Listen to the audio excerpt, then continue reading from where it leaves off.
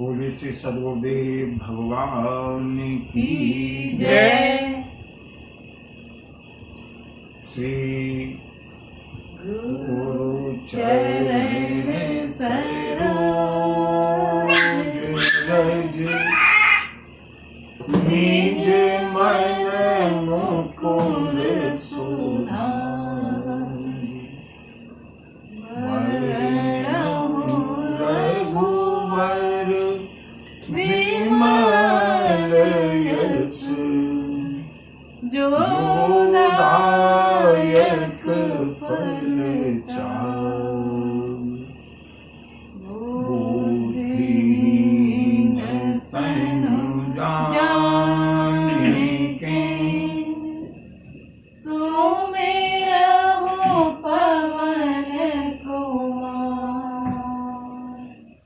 बल बुद्धि विद्या देहु मोहि हरहु कलेश विकार।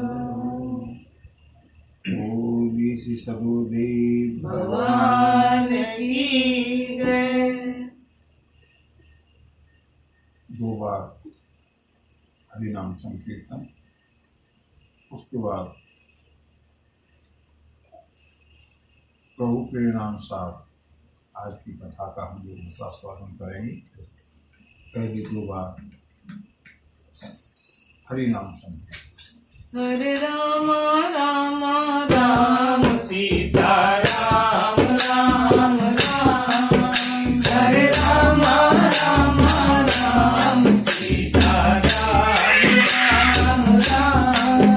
हरे राम राम राम सीता राम राम राम। हरे राम राम राम सीता राम राम राम। हरे राम राम राम सीता राम राम राम। हरे राम राम राम सीता राम राम राम। हरे राम राम राम सीता राम राम राम। हरे राम राम राम सीता राम राम राम। हरे राम राम राम सीता राम राम राम। हरे राम राम राम सीता राम राम राम। हरे राम राम राम सीता राम राम राम। हरे राम राम राम सीता राम राम राम। बोलिए सियावर रामचंद्र की जय। बजरंग बली की जय। बाबा विश्वनाथ विश्वनाथ की जय। मंगल भवन मंगलहारी। मंगल भवन अमंगलहारी। प्रभु सुदशरथ अजिर बिहारी। प्रभु सुदशरथ अजिर बिहारी।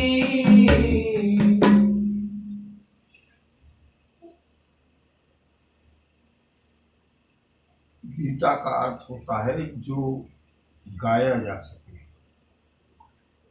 श्रीमद् भगवद गीता के श्लोक भी गेय हैं, मधुर हैं। चाहे श्रीमद् भगवद गीता हो, चाहे कपिल गीता हो, चाहे गुह गीता हो, और बंधु ये सुंदर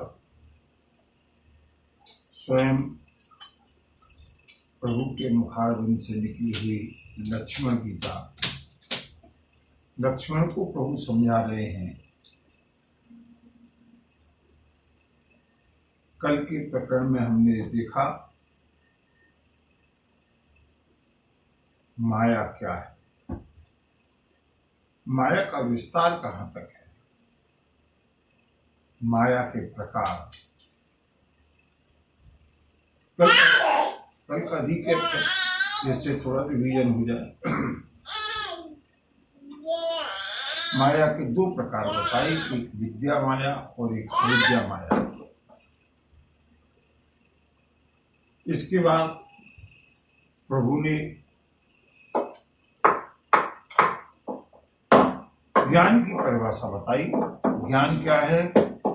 विज्ञान मान जहाँ एक नाही, जहाँ मान आदि एक भी दोष नहीं है और जिसकी ब्रह्म दृष्टि है। देख ब्रह्म समान सब माही,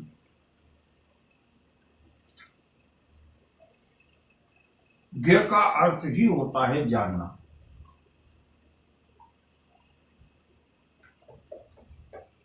जो सत्य को जान गया, और सत्य क्या है? श्रीमद् भागवत के जो मूल चतुश्लोकी भागवत है,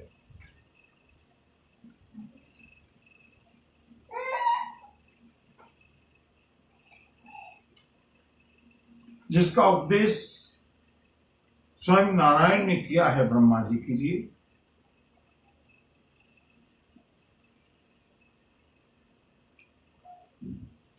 शिवाय प्रभु के, शिवाय परमात्मा के और कहीं कुछ सत्य है ही नहीं।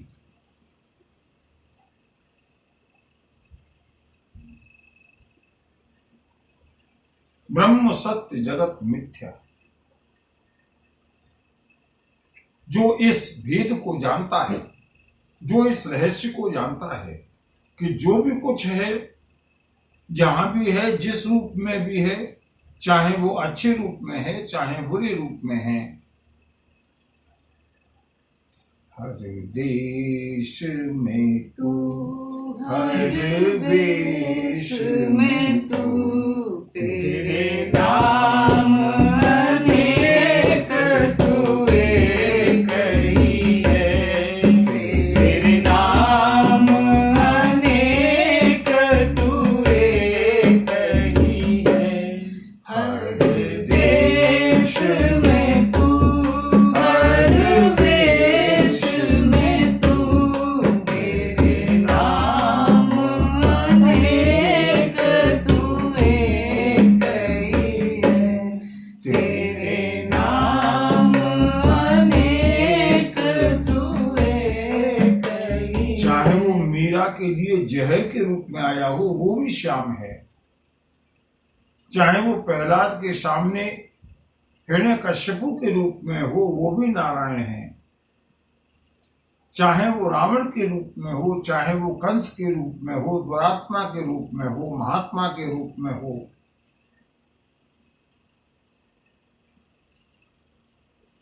जो अलग अलग उपकरण हमको दिख रहे हैं, उनके अंदर जो वासना के कारण क्रोध आना, शांति रहना, दया आना, जो अनेक प्रकार के गुण हैं, वो बदलते हैं, लेकिन वास्तव में सत्ता सबके अंदर एक ही है।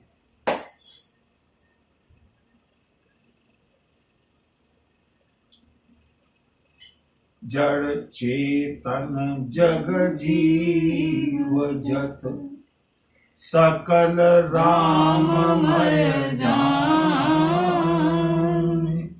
वंदौ सबके पद कमल, सदा जोड़े जुग पान। पढ़ लेने का नाम ज्ञान नहीं है। बंधुओं, दो शब्द हैं, एक ज्ञान है और एक विज्ञान है। ये दो शब्द इसलिए विभेद करना पड़ा कि लोगों ने ज्ञान का अर्थ केवल पढ़ लेना समझा। इसलिए ऋषियों ने कहा ज्ञान के साथ जिसने उस ज्ञान का अनुशीलन किया है उसका नाम विज्ञान है, जिसने उस ज्ञान को रियलाइज किया है। ज्ञान विज्ञान सहितम यज्ञात्वा मोक्षते स्वभाव। ज्ञान हो लेकिन विज्ञान भी हो, और इसी विज्ञान का नाम योग है।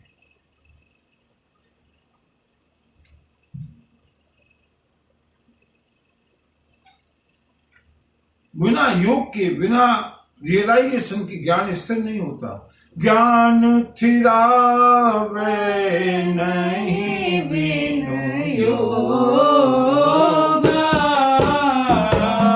किमी कर्म मिटाई कर्म के भोगा,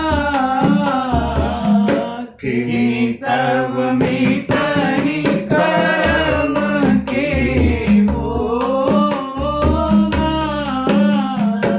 भगवान गीता में कहते हैं ज्ञान समस्त कर्म बंधनों को ईंधन की तरह जलाकर के भस्म कर देता है।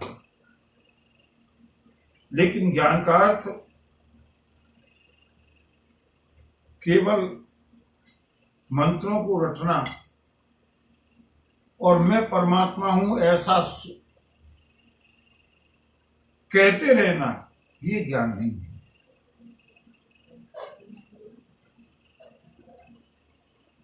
ज्ञान किसे कहते हैं बताऊं बंधु? थोड़ा ये प्रकरण, लेकिन मैं ज्यादा लंबा नहीं खींचूंगा। ज्ञान क्या है उत्तरकांड में हम दर्शन करेंगे अगर वहां तक पहुंच पाए तो।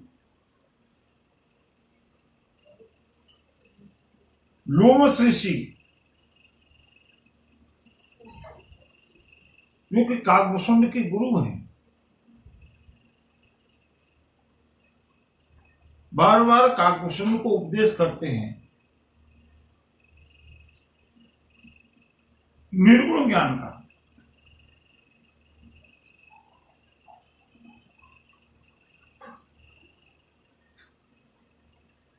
अद्वैत ब्रह्म का।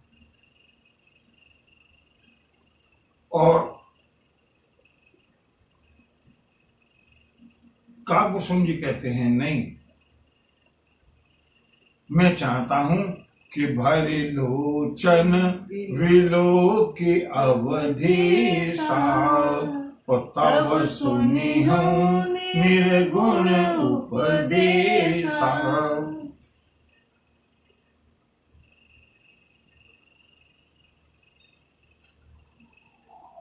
मैं एक बार अपने प्रभु का, अपने इष्ट का, अपने प्रियतम का नेत्र भर करके झांकी देख लूं, दर्शन कर लूं, उसके बाद मैं आपके निर्गुण के उपदेश को सुनता रहूंगा। लोमस ऋषि को क्रोध आया। जो निर्गुण की बात करते हैं, जो निराकार की बात करते हैं, जो ज्ञान की बात करते हैं, जो अद्वैत की बात करते हैं। अद्वैत का मतलब जहां दो हैं ही नहीं, और वस्तु स्थिति तो यही है बंधुओं। इन्हीं रियलाइजेशन की भिन्नता के कारण हमारे यहाँ संप्रदाय में अनेक संप्रदायों ने जन्म लिया। द्वैतवाद हुआ, अद्वैतवाद हुआ, विशिष्टाद्वैतवाद हुआ, द्वैताद्वैतवाद हुआ, शुद्धाद्वैतवाद हुआ। क्यों? Difference of realisation. अद्वैत की बात करते हैं लोमस ऋषि, लेकिन जब बार बार कहा, क्रोध आ गया, श्राप दे दिया। और जब श्राप दिया, ये विशिष्टाद्वैतवाद देखिए कितना अद्भुत विशिष्टाद्वैतवाद है। श्राप दिया है, और श्राप जब दिया है, कौआ बनने का, सपादे हो पक्षी चंडाला। विचार करने लगे काकभूषुंड जी, गुरुजी मुझको अद्वैत की बात बता रहे हैं कि दो हैं ही नहीं, और अगर दो नहीं हैं तो क्रोध के हो ही द्वैत बिनु। देखिए ये है ज्ञान। क्रोध के हो ही द्वैत बिनु, दो के बिना क्रोध हो ही नहीं सकता। अगर मैं अकेला हूं, क्रोध किस पर करूंगा? जब किसी पर क्रोध आ रहा है, इसका मतलब वहां दो हो गई। क्रोध की हो ही द्वैत बिनु, और द्वैत की बिनु अज्ञान। इस बात को वो भी मानते हैं कि बिना अज्ञान के द्वैत नहीं हो सकता। अर्थात ज्ञान का कॉन्सेप्ट एकदम क्लियर है। एकम ब्रह्म द्वितीयो नास्ति, एक ब्रह्म के अलावा कोई है ही नहीं। बंधुओं, प्रभु ने ज्ञान के बारे में बताया है, और उसके बाद में बताते हैं प्रभु वैराग्य क्या है। ये कल हो चुका है, मैं थोड़ा सा उसको रिवीजन करा रहा था क्योंकि थोड़ा सा कठिन लगा होगा। दर्शन का विषय है। वैरागी कौन है? भोजन छोड़ने वाला वैरागी नहीं है, घर छोड़ने वाला वैरागी नहीं है, परिवार छोड़ने वाला वैरागी नहीं है, वस्त्र छोड़ने वाला वैरागी नहीं है। वैरागी इन चीजों को भी छोड़ सकता है, लेकिन केवल इनको छोड़ने वाला वैरागी है, बोले नहीं। कहियतात सो परम विरागी, तन समसिद्धि तीन गुण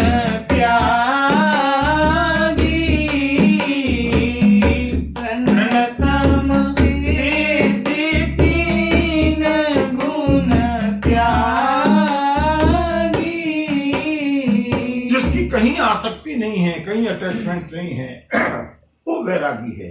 वो चाहे घर में रहे या गुफा में रहे। जिसने सारी सिद्धियों का भी प्रलोभन छोड़ दिया, जो तीनों गुणों से ऊपर उठ गया, प्रभु कहते हैं वो वैरागी है। और बंधु, ज्ञान क्या है, वैराग्य क्या है, अभी भक्ति की चर्चा और हो जाए ना, फिर अगर अवकाश मिलेगा तो हम श्रीमद् भागवत के अनुसार इन तीनों को देखेंगे। आज हम प्रेम के साथ लक्ष्मण गीता का आनंद लेंगे, क्योंकि कल के बाद तो कथा तेजी से आगे बढ़ेगी। तीसरा प्रश्न है माया। ईश्वर कौन है, जीव कौन है? माया ईश, बंधु जी ध्यान रखना, ध्यान से सुने। माया ईश न आप कहूं, जान कहिए सो जीव। अगर आप मेरे इशारों के ऊपर ध्यान देंगे तो व्याख्या करने की आवश्यकता नहीं है। जीव कौन है? बोले माया, एक तत्व है माया। माया ईश, जो न माया के बारे में जानता है, जो न माया के स्वरूप को जानता है। माया ईश, जो ईश्वर को भी नहीं जानता। न आप कहूं, जो अपने स्वरूप को भी नहीं जानता। जान कहिए सो जीव, वो जीव है, उसकी संज्ञा जीव है परमात्मा का ही अंश, लेकिन उसके ऊपर इतने आवरण हैं, मन विक्षेप आवरण हैं कि वो अपना भी स्वरूप भूल गया। ईश्वर क्या है? कस्तम को हम कुत आयात है, कामे जननी को बेतात है, तुमको हम कुत आयात, कामे जननी को बेतात है। इति परिभा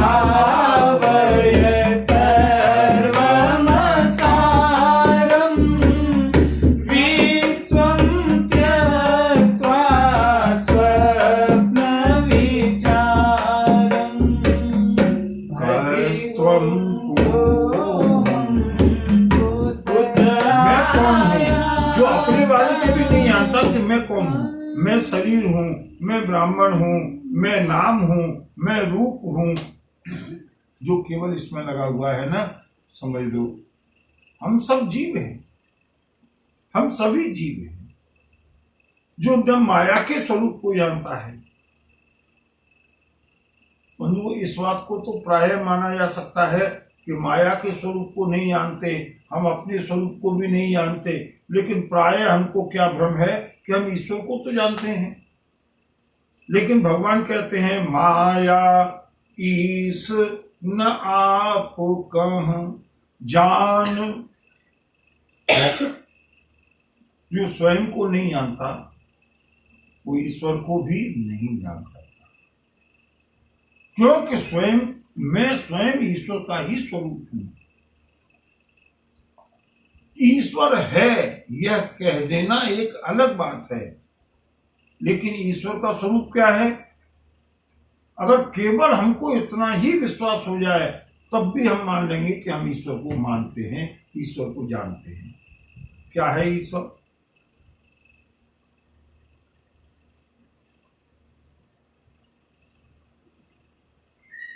परमात्मा सब जगह है, लेकिन हमको विश्वास नहीं है। हरि व्यापक सर्वत्र समाना प्रेमत प्रगट होहि में जाला। प्रेमत प्रगट होहि में जाला।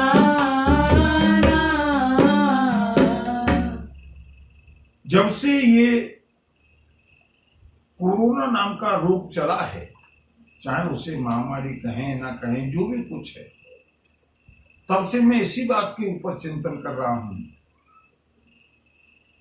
समाज को देख करके, अपने आप को देख करके कि हमको कितना विश्वास है इस बात के ऊपर कि कोरोना या कोविड-19 जो भी कुछ कहें, लगभग ऐसा मन में एक भय व्याप्त हो गया है कि सर्वत्र कोरोना है।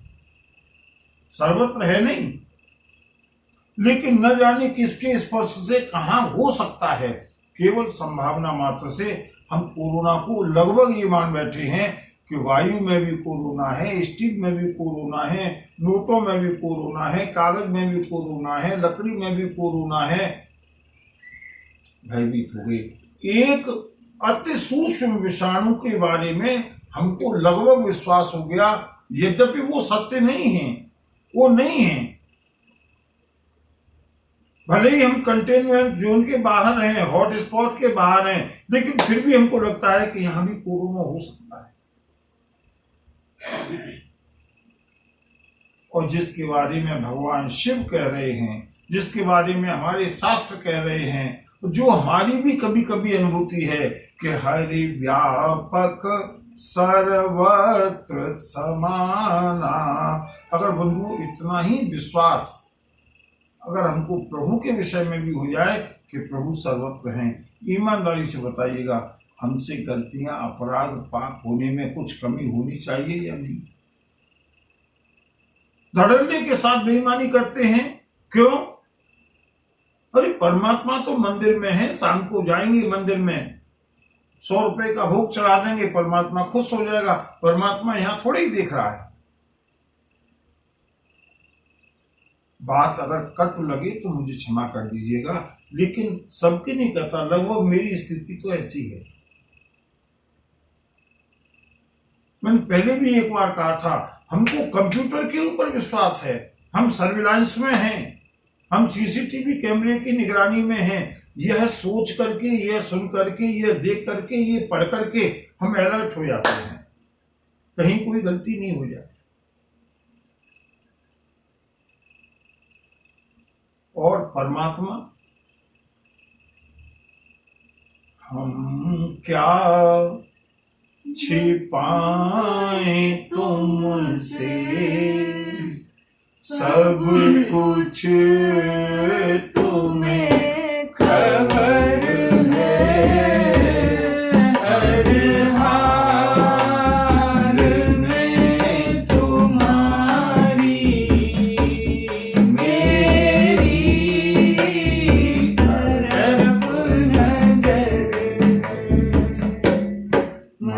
मंजूर है वही जो भी तेरा फैसला है।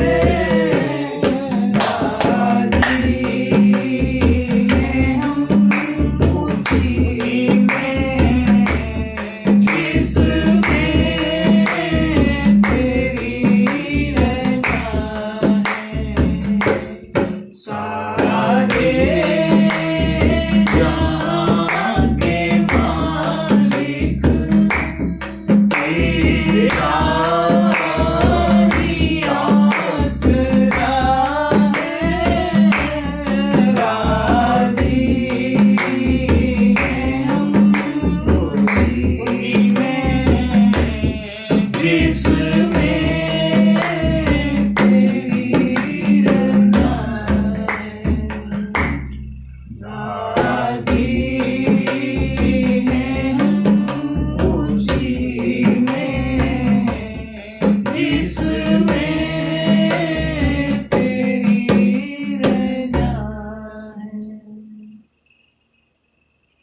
भगवान गीता में कहते हैं यो जानाति तत्वतः, क्या हम परमात्मा को जानते हैं? क्या हमको परमात्मा के ऊपर विश्वास है?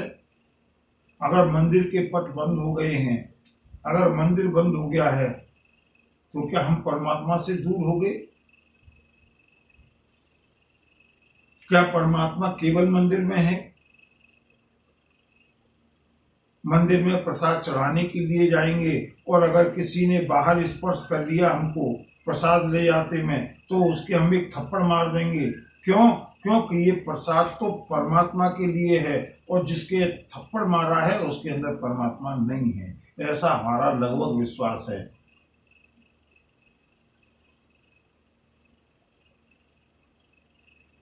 एक नाथ जी की कथा सुनी है ना, कांवर का जल भर करके ले जा रहे हैं रामेश्वरम पर। राजस्थान के रेगिस्तान में होकर के गुजरते हैं। एक गधा प्यास से तड़पता हुआ, संतों की टोली है, सारे के सारे संत बच करके निकल गए, कहीं इसकी धूल से, कहीं इसके स्पर्श से हम अपवित्र न हो जाएं, दूर दूर कहीं छू न ले, और छू लेगा तो हमको अपवित्र हो जाएंगे, हम सब सारा परिश्रम बेकार हो जाएगा। बहुत दूर से रास्ता काट करके जा रहे हैं। एक नाथ जी ने देखा, मैं क्यों इतनी दूर जाकर के परिश्रम कर रहा हूँ, मेरे भोलेनाथ तो यहीं पर मुझसे जल मांग रहे हैं। पूरा का पूरा जल लेकर के उस गधे को पिला दिया। बोली शंकर भगवान की जय। वो अध्यात्म रियलाइजेशन की चीज है, लेकिन हमने उसको केवल ज्ञान तक, केवल रटने तक, केवल परंपरा तक सीमित रखा है। जो भगवान कहते हैं, जो न माया के स्वरूप को जानता है, न अपने स्वरूप को जानता है, वो ईश्वर के स्वरूप को क्या जानेगा। माया ईस न जी न आप जान कहिए सो जीव। जीव कौन है? जो न खुद को जानता है, न ईश्वर को जानता है, न माया को जानता है। और ईश्वर कौन है? ये तो जीव की परिभाषा हुई। बंध मोक्ष प्रद सर्व पर माया प्रेरक सी। बंधुओं, जीव और माया में अंतर, जीव और ईश्वर में अंतर।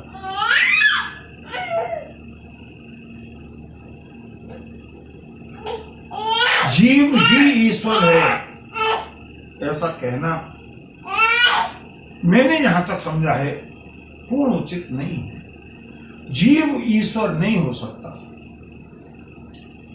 काकुसुम जी ने यही तो विचार किया, क्रोध की हो ही द्वैत बिनु, और द्वैत की बिनु अज्ञान। क्या अंतर है ईश्वर में जीव में? बोले माया वश परिच्छिन्न जड़, जीव की ईश समान।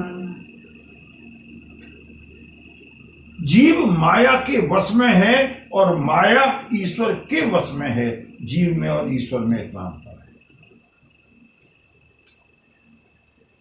जीव ईश्वर का अंश है, लेकिन अंशी और अंश में अंतर होता है।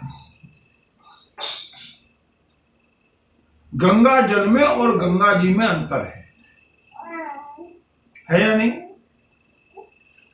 हम एक लोटा गंगा जल लेकर के आए हैं गंगा जी में से, वही गंगा जी हैं, और उस गंगा जी को हमने घटाकाश रूप में, एक बर्तन के रूप में जब गंगा जी से अलग कर दिया, गंगा जी अंशी हैं और गंगा जल अंश है। दोनों में अंतर क्या है? बोले गंगा जी में तो अनेक प्रकार के गंदे नाले भी मिलते हैं, शुभ आरो अशुभ सलिल सब बहई, सुर सरि को अपुनीत न कहई। मिलने नहीं चाहिए, लेकिन फिर भी अनेक प्रकार की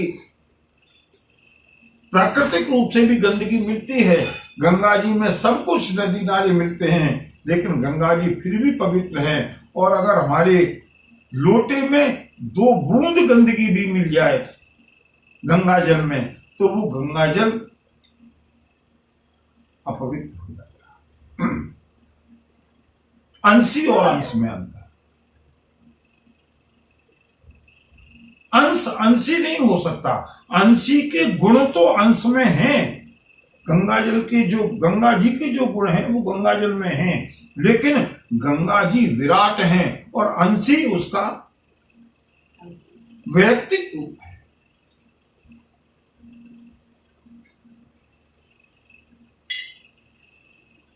गंगा जल गंगा जी नहीं हो सकता। जीव ईश्वर नहीं हो सकता।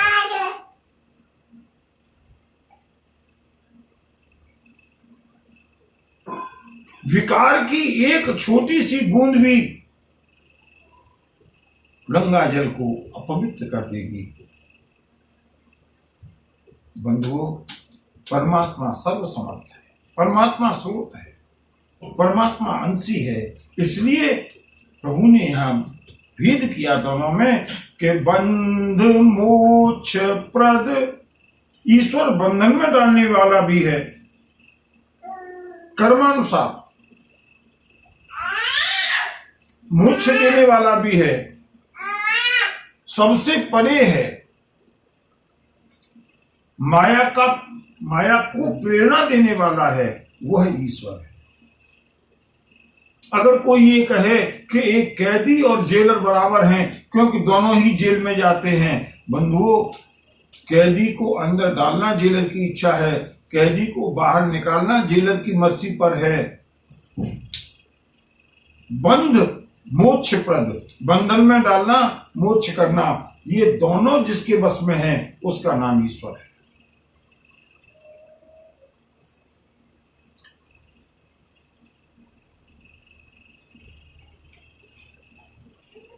ईश्वर अपनी इच्छा से स्वरूप धारण करता है।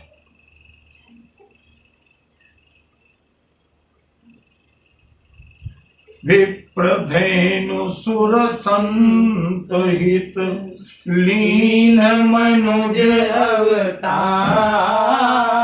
अब देखिए ईश्वर और जीव का अंतर। निज इच्छा निर्मित तन, ये ईश्वर है।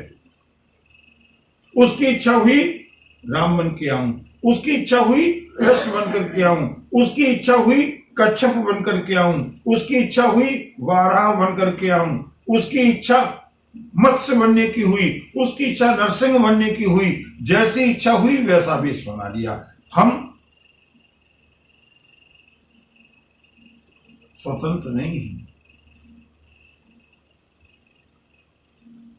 परवश जीव स्वबस भगवंता जीव अनेक एक श्रीकंता जीव अनेक एक श्रीकंता। जो माया के वश में है वो जीव है, और माया जिसके वश में है वो ईश्वर है। मोक्ष के लिए जिसको प्रयास करना पड़े वो जीव है, और मोक्ष का जो देने वाला है वो ईश्वर है। तीनों गुणों से जो बंधा हुआ है उसका नाम जीव है, और जो तीनों गुणों से परे है उसका नाम ईश्वर है।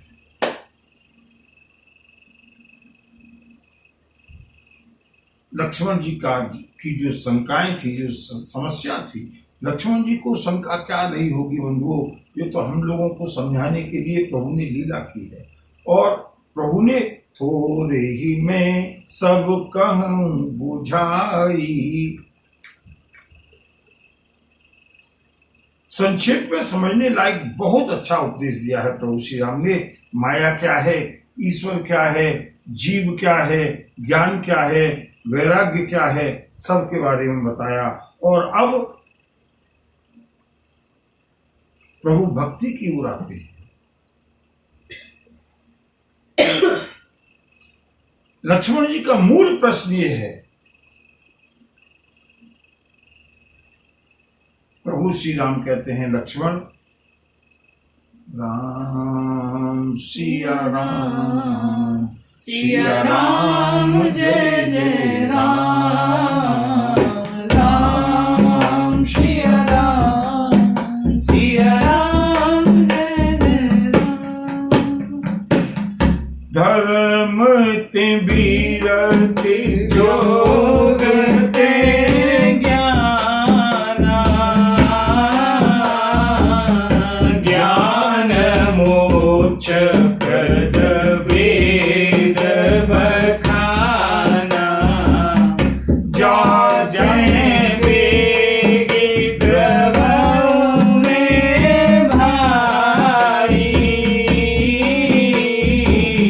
सो मम भगति भगवत सुखदाई,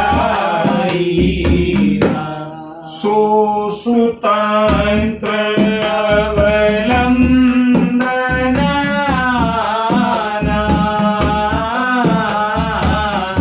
ते अधीन ज्ञान विज्ञान, भगति तात जय हो जय हो जय हो। परम सुख मूला,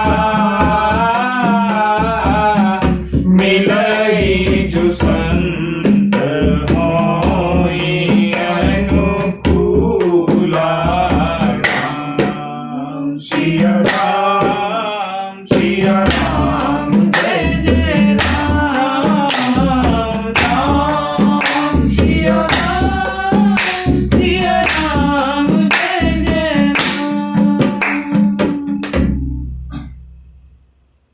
आध्यात्मिक साधना के सोपान बताए हैं प्रभु ने।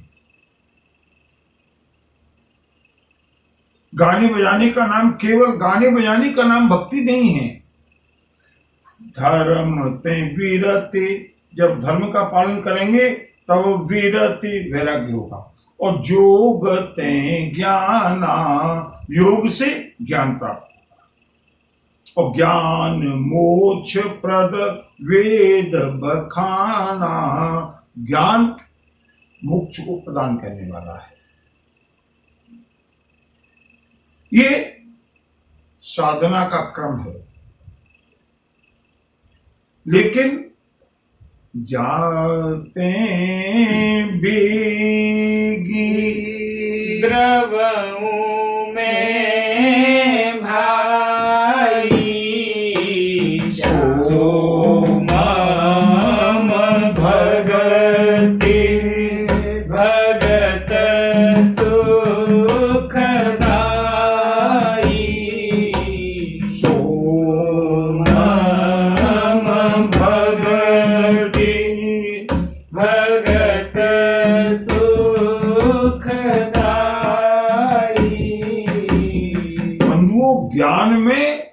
अखंड रस है, इसमें कोई शक नहीं, लेकिन भक्ति में अनंत रस है।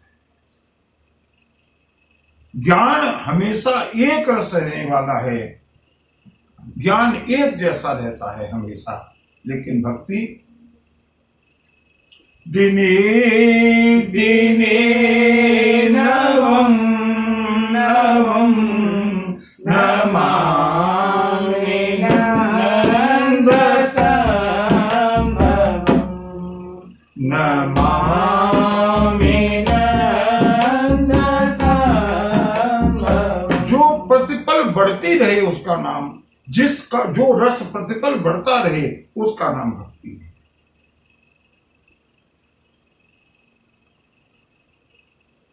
जिससे प्रभु द्रवित हो।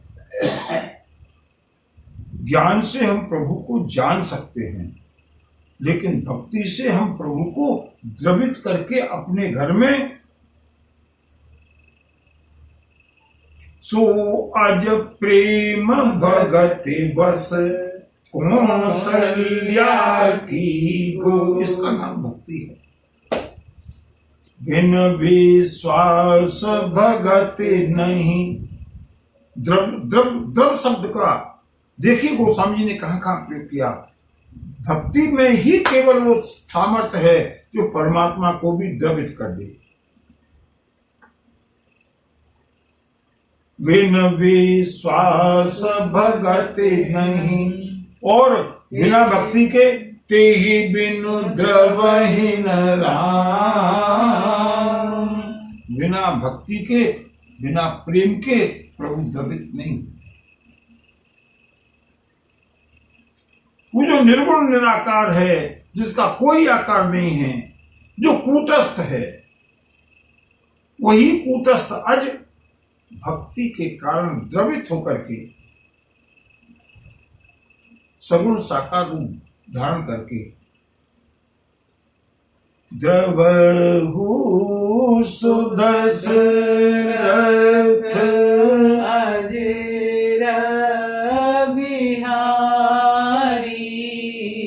भक्त के आंगन में, भक्त की गोद में भी जो द्रवित होकर के आ जाए, और बंधु केवल आ नहीं जाए, जो मैया यशोदा का डंडा देख करके रोने लगे, जो मैया यशोदा के रस्सी के बंधन में बंध जाए, जो गोपियों के छाछ को देख करके छमक छमक नाचने लगे, वही ब्रह्म जिसको देख करके वेद, जिन्होंने वेदों का सृजन किया, ब्रह्मा जी भी मोह में पड़ जाए कि ये ब्रह्म नहीं हो सकता। ताही अहीर की छोहरिया छछिया भर छाछ पे नाच नचावे रे। ताही अहीर की छोहरिया छछिया भर छाछ पे नाच नचावे। बंधु आनंद आ जाता है जब सत्संग का क्रम बनता है। कथा तो कथानक के रूप में आगे बढ़ेगी ही, जरा इसका आनंद आज भर ले लें, कल से कथा को थोड़ी शीघ्रता से आगे ले चलेंगे। जो ब्रह्म को द्रवित कर दे, प्रभु कहते हैं जाते हैं वेगी द्रवम में भाई। क्या अंतर है ज्ञान में, वैराग्य में, भक्ति में? लोग प्राय पूछते हैं ना, लोगों की प्राय जिज्ञासा होती है, और मैं समझता हूं जो अनन्य साधक है उसके अंदर तो ये जिज्ञासा संभवतः शांत हो चुकी होगी। ये जिज्ञासा प्रारंभिक स्थिति में ज्यादा होती है, या तो वो लोग ज्यादा पूछते हैं जो कभी कुछ करते धरते नहीं। ज्ञान बड़ा है या भक्ति बड़ी है? भगवान ने इसका उत्तर दिया है। सो स्वतंत्र, अगर हम यहीं पर श्रीमद् भागवत के उस प्रकरण को देखें, देवर्षि नारद ने देखा है एक नारी विलाप करती हुई, उसके 2 पुत्र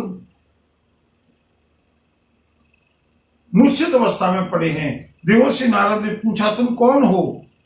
अहम भक्तिर्ते ख्याता, देवी कहती है मैं भक्ति हूं। ये दोनों कौन हैं? ये दोनों मेरे पुत्र हैं। इनका नाम क्या है? एक का नाम ज्ञान है, एक का नाम वैराग्य है। अब बंधुओं जरा मुझे ये बताइएगा कि क्या ज्ञान और वैराग्य बिना मां के पैदा हो सकते हैं? क्या पुत्र बिना मां के पैदा हो सकता है? अर्थात पुत्र किसके ऊपर अवलंबित हैं? मां के ऊपर। ज्ञान और वैराग्य किसके ऊपर आश्रित है? भक्ति के ऊपर। लेकिन मां स्वतंत्र अवलंबन आना। मेरी भक्ति स्वतंत्र है, वो निरपेक्ष है, उसे किसी के सहारे की आवश्यकता नहीं है। और ते आधीन किसके? भक्ति के। ते ही आधीन ज्ञान विज्ञाना। ज्ञान और वैराग्य किसके अधीन है? भक्ति के। ज्ञान, वैराग्य और भक्ति, इन तीनों के संगम का नाम ही श्रीमद् भागवत है और यही भागवत धर्म है।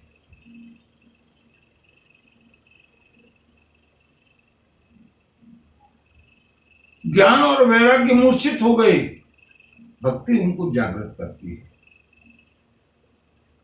बंधु, इसीलिए कलयुग में भक्ति की प्रधानता है। लेकिन भक्ति के नाम पर उसका विकृत रूप नहीं होने देना है। आजकल कभी कभी कष्ट तब होता है जब केवल भक्ति के नाम पर प्रेम का रूप विकृत होकर के सामने आता है। भक्ति क्या है अभी प्रभु आगे बताएंगे, और मैं आज इस प्रकरण को शीघ्रता से इसलिए पूरा करना चाहता हूं जिससे कि कम से कम भक्ति का स्वरूप स्पष्ट हो जाए। भगवान कहते हैं भगति तात अनुपम सुख मूला मिलहि। ये भक्ति मिलेगी कहां? ज्ञान और वैराग्य मिल जाएंगे। जो भक्ति मिल जाएगी तो ज्ञान और वैराग्य हो जाएंगे। अगर भक्ति मिल जाएगी तो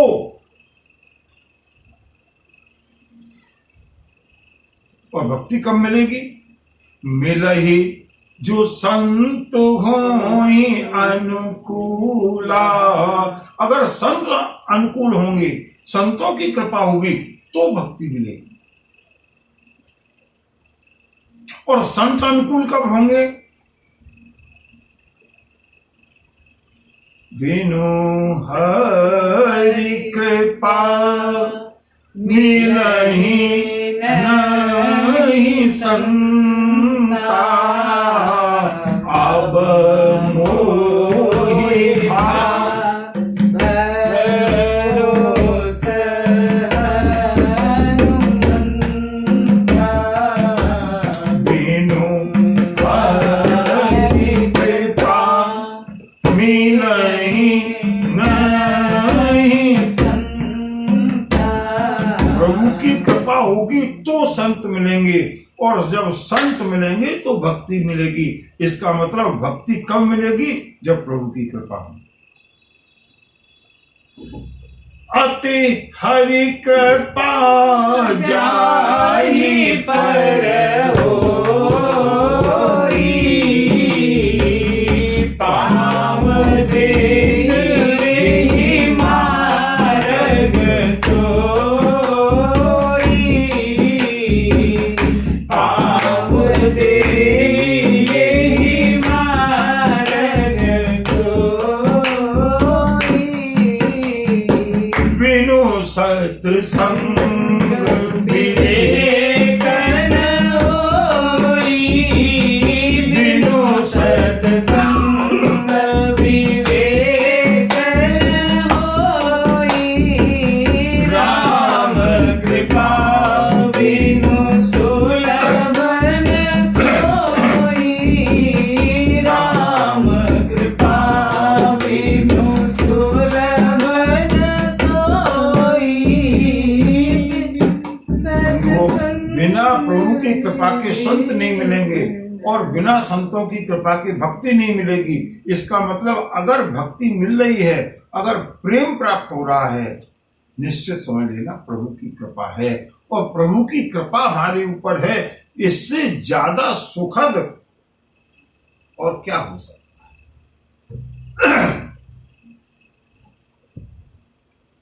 भगत की साधन कहूं बखानी, प्रभु श्री राम कहते हैं।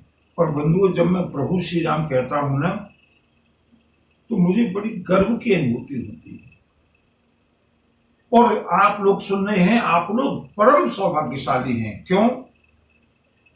श्री राम, भले ही हम लोग समझते हो कि राम मनुष्य हैं, राम मानव रूप में आए हैं, लेकिन बंधुओं, चाहे मानव रूप में आए हों या प्रभु रूप में आए हों, मुझे उस समय बहुत गर्व की अनुभूति होती है जब सारा विश्व राम के साथ प्रभु शब्द का प्रयोग करता है।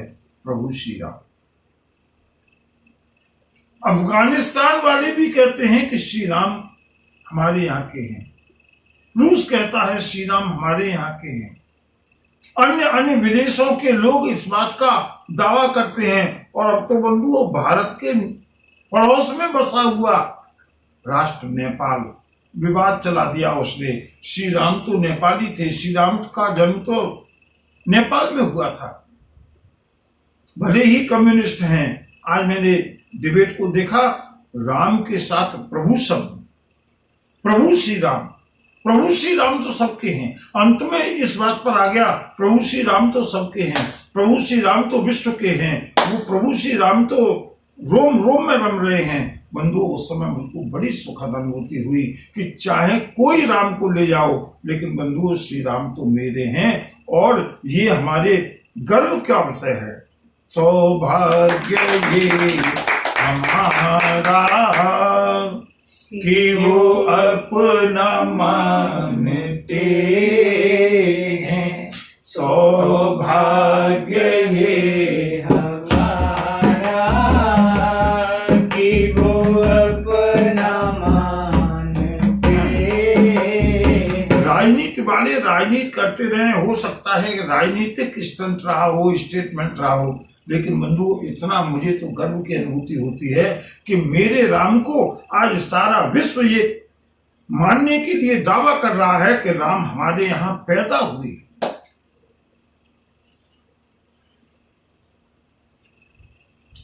और राम पैदा कहां हुए? बंधु, हम जानते हैं वो हमारे पिता हैं। अब सब लोग उनको अपना बनाना चाहते हैं, और गर्व की बात है, क्योंकि मेरे राम ही ऐसे हैं, मेरे कृष्ण ही ऐसे हैं। अयोध्या चाहे कहीं का नाम रख लिया जाए, चाहे नेपाल में किसी गांव का नाम अयोध्या रख लें, या कहीं भी विदेश में अयोध्या का नाम किसी भी गांव में रखा जा सकता है, लेकिन अयोध्या तो कहीं भी बनाई जा सकती है। लेकिन सरयू, जन्म भूमि मम पूरी सुहावन। और अयोध्या क्या है? बोले उत्तर दिशि सरयू पावन, उत्तर दिशि सरयू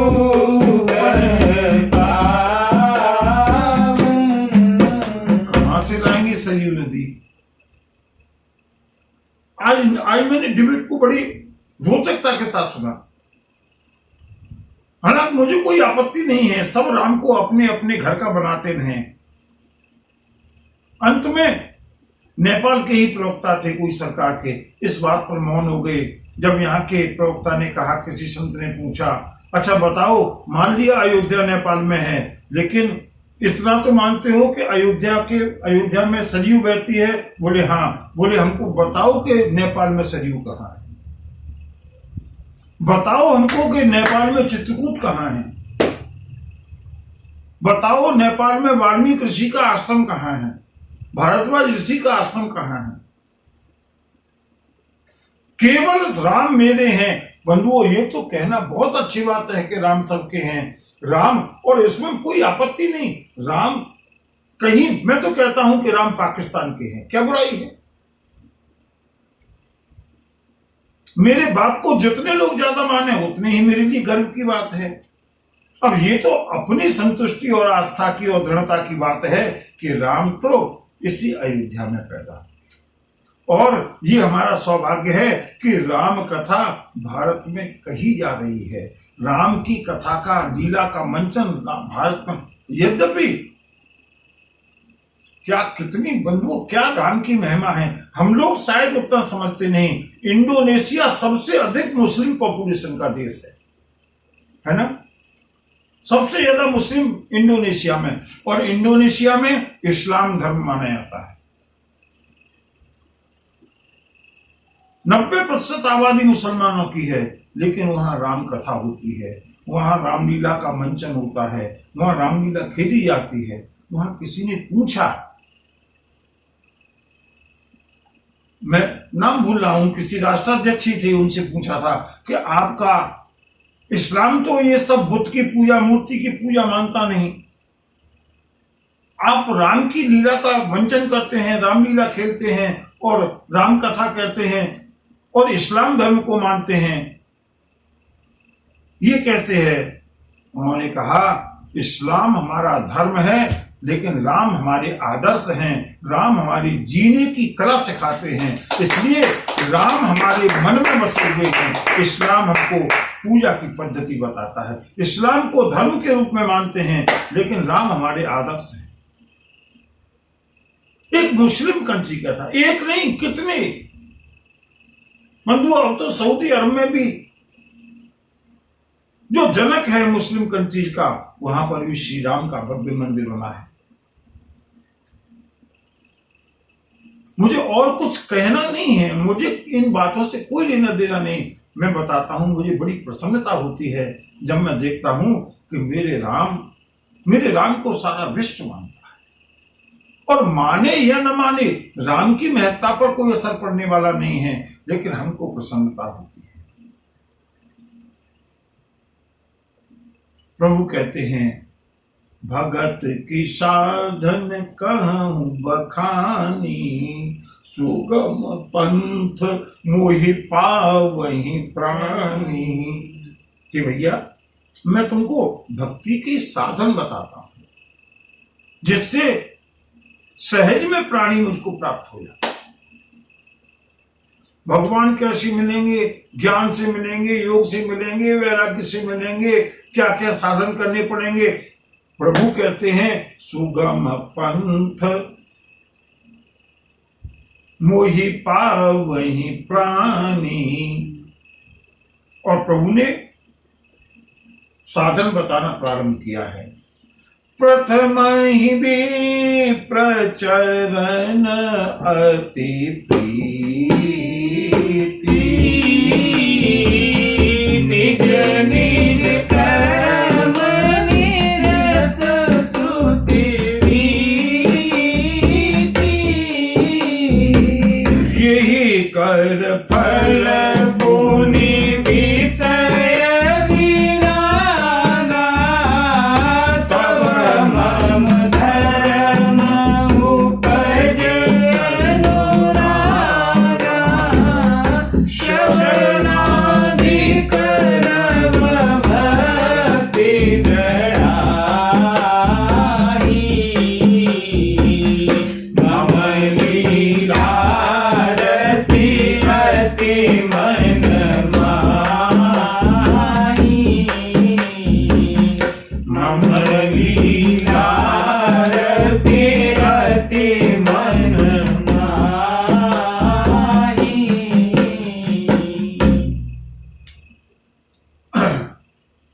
बंधुओं, सबसे ज्यादा मतलब की चीज तो अब आई है। प्रभु कहते हैं, भगत की साधन कहूं बखानी। मैं वो साधन कहता हूं जिससे प्राणी मुझको आसानी से प्राप्त कर ले। और बंधुओं, समय पूरा हो गया, कोई बात नहीं, प्रभु की इच्छा और आगे बढ़ने की है। कल इस प्रसंग को और थोड़ा सा आगे ले जाएंगे और फिर कथा को भी कल आगे बढ़ाएंगे, लेकिन इस प्रसंग को थोड़ा सा 10-15 मिनट में कल समझेंगे। और बंधुओं, उसके बाद लक्ष्मण जी के उपदेश का जो क्रम है प्रभु का वो विश्राम होगा। उसके बाद कथा को आगे ले चलेंगे, लेकिन प्रभु भक्ति के क्या साधन बताना चाहते हैं उसका हम लोग दर्शन कल आराम से करेंगे, कोई जल्दी नहीं है। बोलिए भक्तवत्सल भगवान की जय। नमः पार्वती पतये हर हर महादेव। जय।